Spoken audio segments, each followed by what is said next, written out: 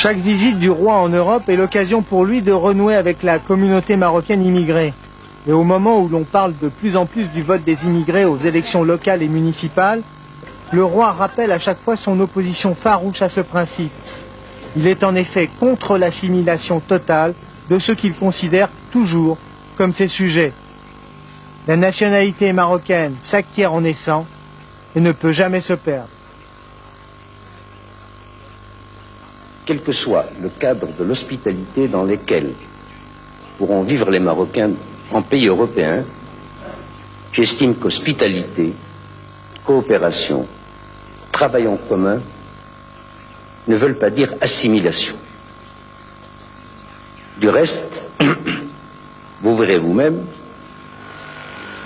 le Marocain est très difficile à digérer.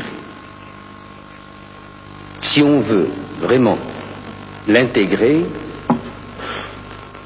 vous intégrerez peut-être facilement la première génération, mais la deuxième et troisième seront difficiles à digérer, car les cellules marocaines, les gènes, l'hérédité, tout cela jouera.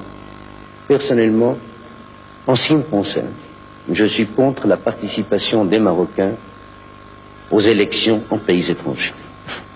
Car malheureusement, même au bout d'une génération, même au bout de 2 générations, on leur dira un jour, ah, va, tu n'es pas un vrai Hollandais, tu n'es pas un vrai Français, tu n'es pas un vrai Italien, tu es un importé. On le leur rappellera un jour ou l'autre. Et à mon avis, pourquoi voulez-vous qu'un Marocain se mette vraiment au garde à vous, intérieurement et extérieurement, en écoutant l'hymne hollandais? Pourquoi lui demander,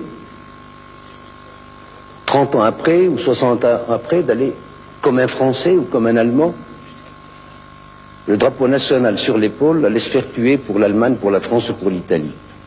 À mon avis, c'est même immoral. On ne peut pas avoir de drapeau. Car on ne peut pas oublier l'ancien et on n'a pas tout à fait acquis le nouveau. Il vaut mieux laisser chacun chez soi, mais prôner la fraternité humaine, l'égalité humaine, les droits de l'homme, ça oui. Mais l'intégration n'est bonne ni pour l'intégrer ni pour celui qui intègre.